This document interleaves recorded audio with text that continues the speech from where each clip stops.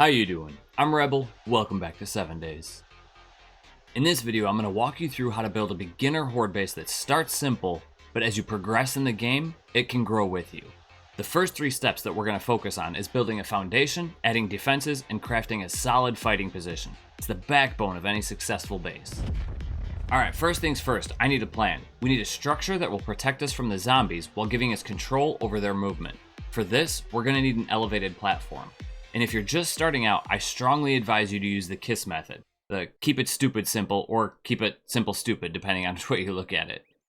Once you get a little bit more experience, you can start to get creative with your base designs, but for now, we're just going to use the basic cube building block. However, there's several different types of blocks that you should familiarize yourself with for this build.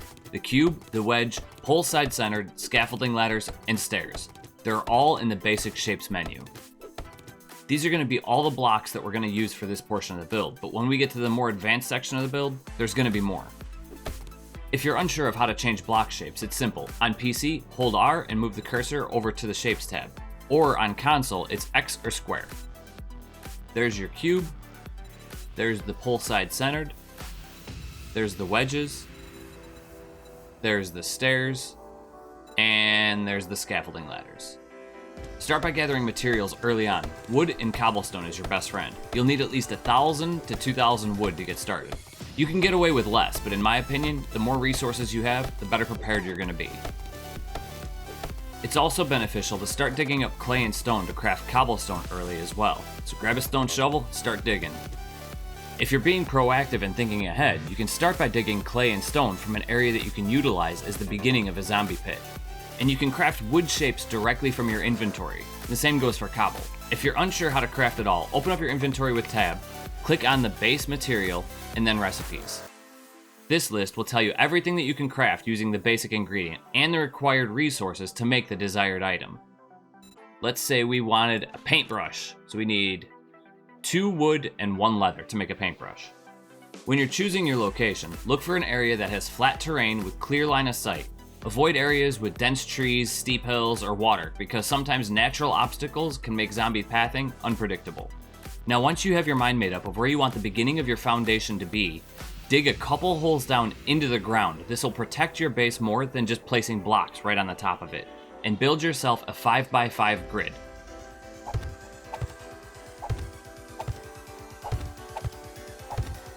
This will give you the space you need to maneuver while fighting the horde, and help you expand when this base stops cutting it. I also suggest that you raise the blocks 5 blocks above ground. So the first 2 blocks, they don't count, above ground. To do this, build up at the corners and centers of your grid. Don't worry about any fancy materials shapes just yet. Building blocks will do just fine.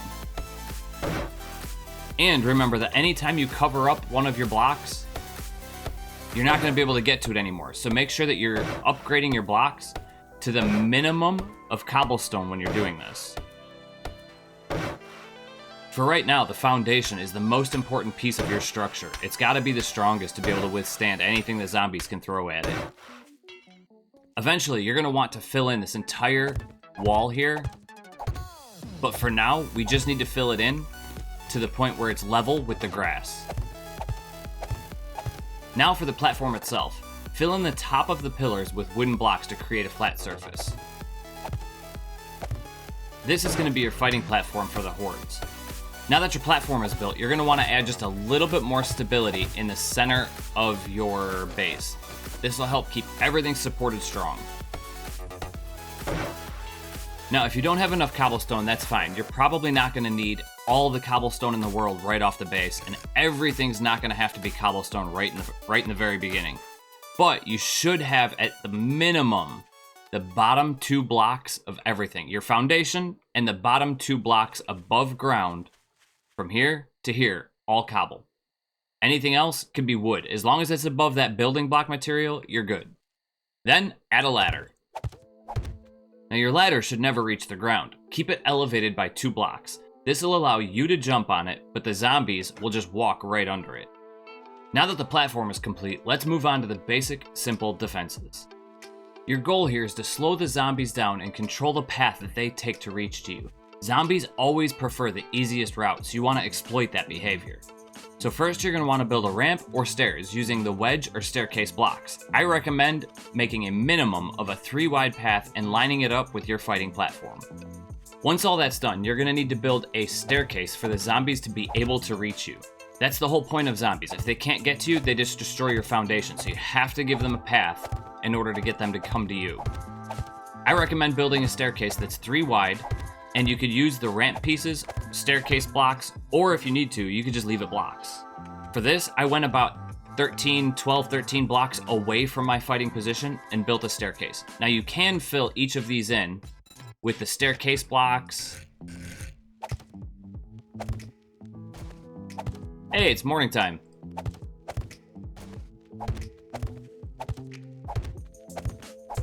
Or you can also use the wedge pieces. From here, you're gonna have to start building a pathway for the zombies to reach you. But remember, you're gonna have to upgrade all of this, so don't forget, if you're gonna cover up a block, you have to upgrade it. From the top of the stairs, you're gonna wanna take these wedge pieces and rotate them, place them sideways to make their pathway just a little bit wider. Now normally, I wouldn't recommend a 9 wide pathway for the zombies to come and fight you, but since we're trying to use this base as an expansion and build it into something massive, 9 wide is what it's gonna have to be. And then you're gonna have to remember to keep throwing the supports down to make sure everything is structurally stable.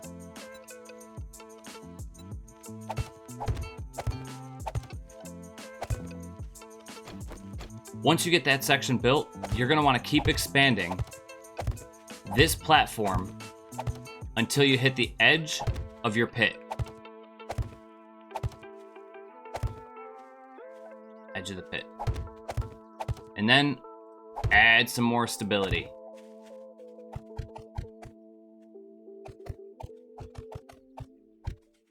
Once you have that built, climb up your pathway, fill it in.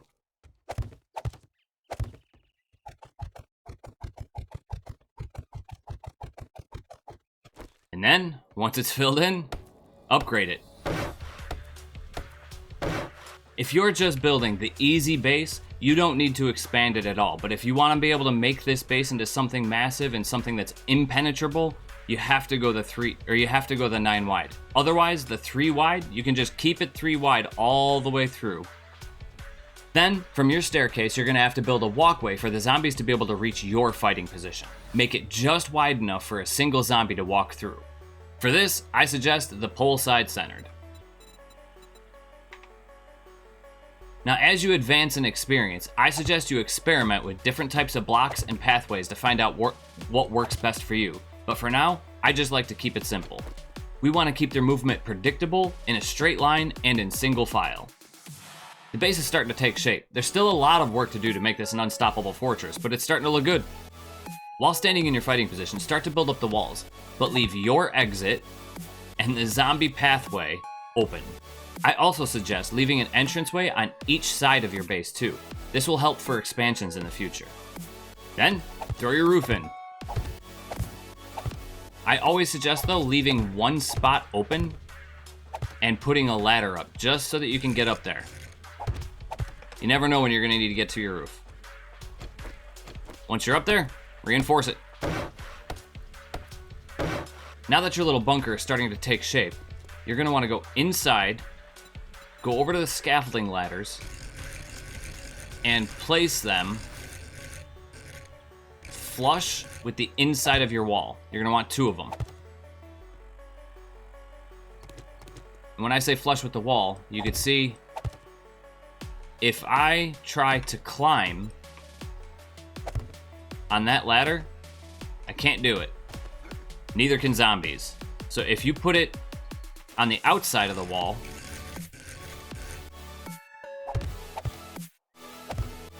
zombies can walk up, stand here, they're not on their platform anymore, and just start smacking away at your base.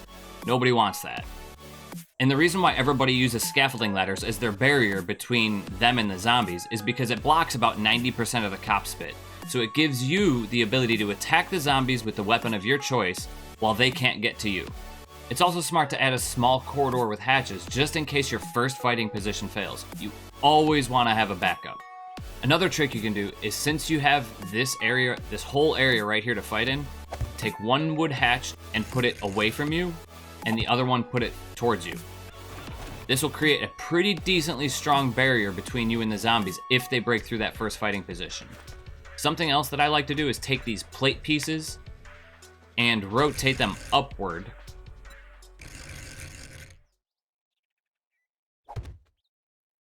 And that'll stop the zombies just a little bit more from getting to you. When the zombies can't directly get to you, they'll either attack your foundation or start jumping up and down. So if the zombies are sitting here, swiping away, and they can't reach you, they're gonna start jumping. So for that, you're gonna wanna take these wedge blocks, put them above the base so that when the zombies do jump, it will push them back away from your base. Now, if you wanna get creative, go into your shapes pieces, type in corner, go under wedge, ramp outside corner. It's entirely unnecessary, but it makes it look nice. There you go. This right here is where you're gonna be spending 99% of your horde night, fighting off the zombies as they climb up your ramp, walk around your pole. Now, you can add some spikes. Wooden spikes are cheap and easy to craft. Place them around the base of your platform, and line the sides and entrances of your stairs. Also place them in their pathway, but don't go overboard, because if the zombies can't find a clear path to you, they will instantly begin attacking your fighting bunker. I also recommend keeping a few spikes on you when the horde hits, just so that you can have emergency spikes in case you have to run. The only thing left that you should really have to do is expand on that zombie pit. You're gonna need it to be an 11 drop minimum fall from the zombies. So from your fighting position, down to the bottom's gotta be 11 blocks. And they have to have a way out. Otherwise, they'll just start digging under your foundation, and then your whole foundation will collapse. So, expand on that pit. All right, pit is finally dug out and stairs placed. That is the most time-consuming part of building this entire base, is getting that pit completely dug out. But at this point, you should have a fully functioning horde base. You just need to upgrade everything to concrete once you have the resources, focusing first on their direct pathways. A stairway, a pathway, and a fighting position. It's a pretty basic design. You don't need all the numbers. You don't need this is 5 wide, this is 9 wide, and this is 3 wide. For a beginning fighting base, you don't need any of that. Just a stairway, a pathway, and a fighting position. That's all you need. It helps if you have a giant pit too. You're gonna need to add some more traps though as the game progresses. Now this leads me to my last point when building any base. Always have a backup plan. Failure to plan is a plan to fail. It could be something as simple as fighting while running, or possibly another small bunker nearby. Just make sure that zombies can't easily follow you.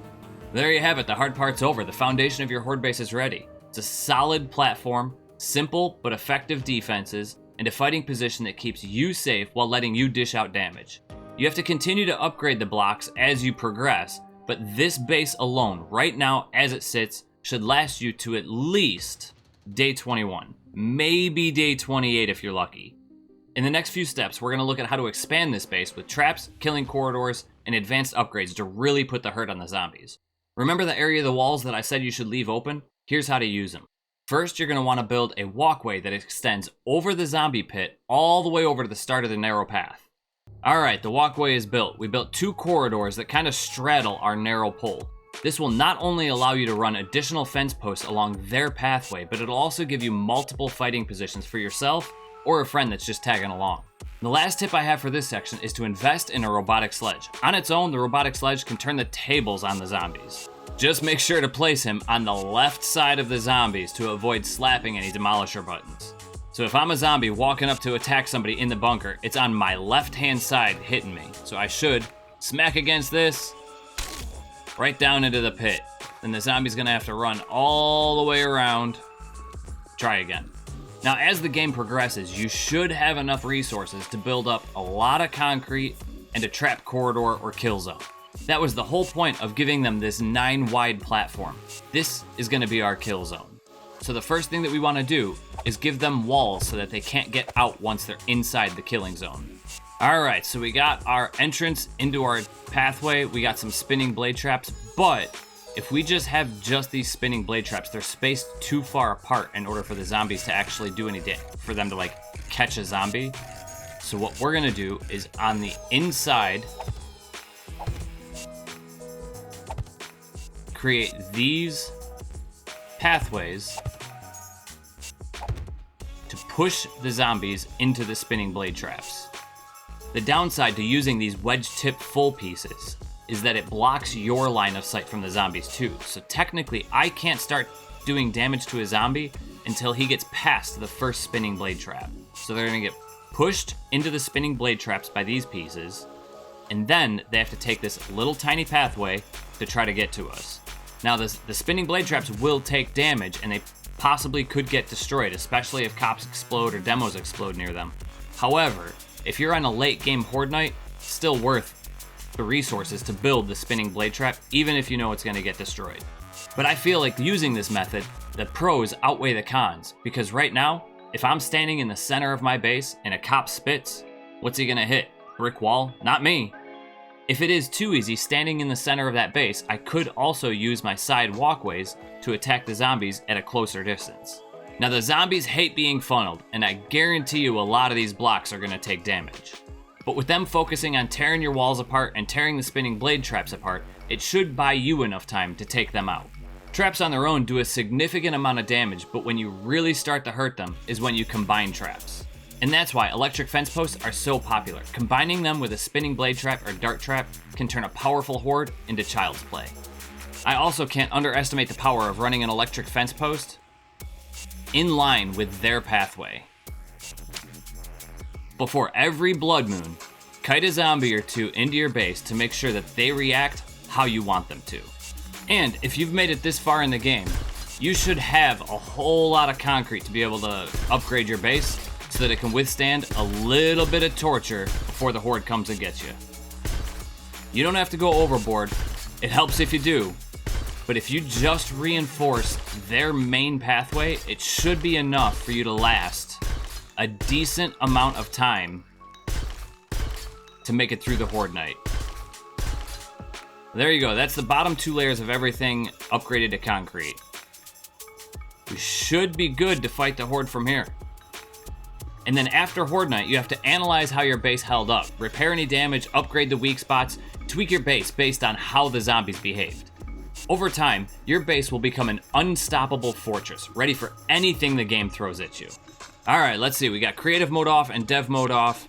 We have a whole bunch of 9mm, 300 rounds of 44, 450 rounds of shotgun ammo, 25 grenades, a bunch of 7.62, bacon and eggs, yucca smoothies, repair kits, first aid kits, a nail gun for repairs, and our usual assortment of weapons. Let's get it going.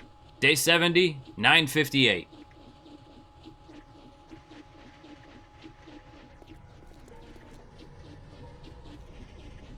See what they throw at us first. See a bow moving in. You gonna make it up here, bow? Nope. Not even interested. So that's how it works. The electrical fence posts come across and hold them in place against the spinning blade traps. Just keep constantly taking damage from the spinning blade traps. And they are gonna get damaged and they are gonna break, so don't rely on them to save you in the horde night. Hey, you made it. Welcome. Anybody else? All the jumpers. How you doing, buddy? You wanna go away? Thank you. Big old tourist buddy. See, look at all this time. I got all this time to sit there, unload bullets into this one guy. He's just sitting there. Too easy. And he's done. So those spinning blade traps, look at them. All of them. They've all taken so much damage. But if you've prepared enough, you can at least, from this position, repair 2 of your electrical, or 2 of your spinning blade traps. There we go, fully repaired. I don't think you can reach that one, but the rest of them, they're good.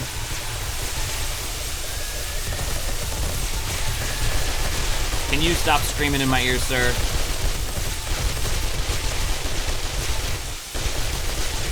So that gave me plenty of time, the way that this base is designed, to be able to come over here, take a look at the trap, prepared. And the caboose end of all of our electric stuff is on here. 194, 195, we're still good.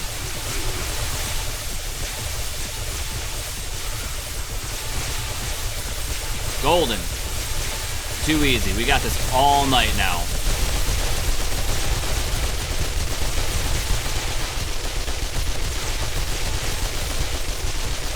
You've created a funnel that easily allows us to take out zombies from almost any position.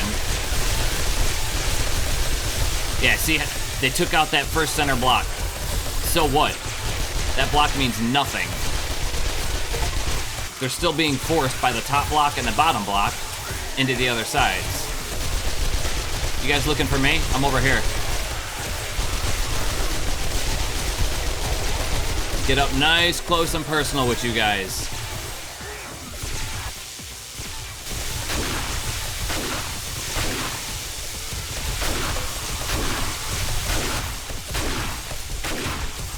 And if you're feeling really, oh, they actually busted the spinning blade trap completely. Completely took out the blade trap. That's okay though, we knew that was coming, right? We expected that. Hey buddy, how you doing? Ah, I gotta reload. Don't hurt me. Thank you. Welcome, how you doing? Come on into the party. Wanna go for a ride? How about you? You guys all tearing apart my building? That's awesome. That's what it's designed for. Hey, they got it. Now, they just gave me a clear path. Shut up.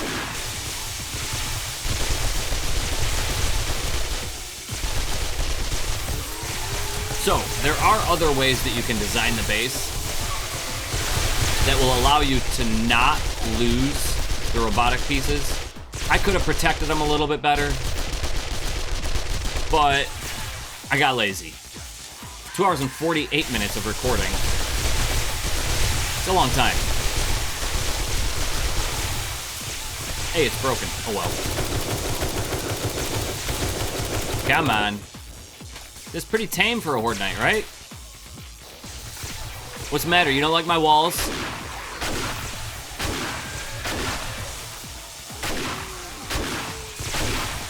Come on. You guys are wasting my time.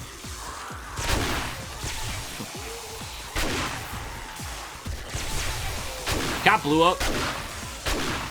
Didn't blow up near me, though. This is actually the perfect shotgun base, right here.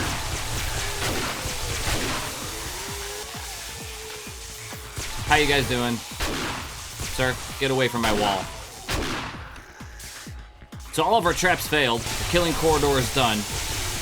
But that's what this the narrow beam is for. You got 2 different lines of defenses. And the more layers you have, with the exception of game limitations, the better you're gonna be. And by game limitations, I mean like, at a certain distance, the zombies stop spawning. I know that Horde Night zombies spawn between like 40 and 50. How'd you get in here, sir? Did you break my walls? No, you didn't break my walls. You came in from atop. Very smart of you, sir. No demos yet, which I find very odd because in my playthrough, if you guys are watching that, check out my latest Horde Night. Oh no, another damaged piece. I'm game stage 100 in the playthrough. The latest Horde Night, I got demos. It didn't go well. 2 minutes. 1 minute.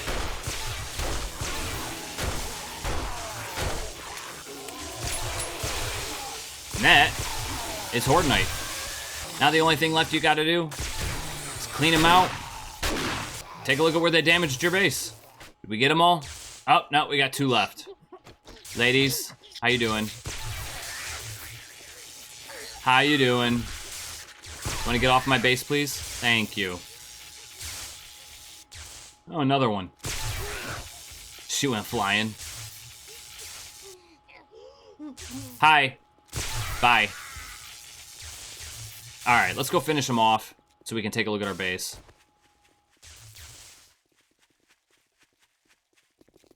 Hi. Hey, I'm over here. Hey. This way. Well, I'm... No. No. Stop that. Stop it. Thank you. Nurse, you're going for a ride. We lost, let's see, 2 electric spinning blade traps, 1 electric fence post, and 1, 2, 3 blocks there, 1 block there. Not bad for a day 70 horde. And that's how you transform a simple horde base into a nearly indestructible endgame fortress. You keep upgrading from cobble to concrete to steel, you're golden. If you have any more tips that I missed in terms of base building or any other tips that you just found helpful or want to share with the community, make sure you put them in the comment section. Alright, you know the rest of the deal. Like, share, comment, subscribe, notification bell. I'll see you guys in the next episode. Peace, I'm out of here.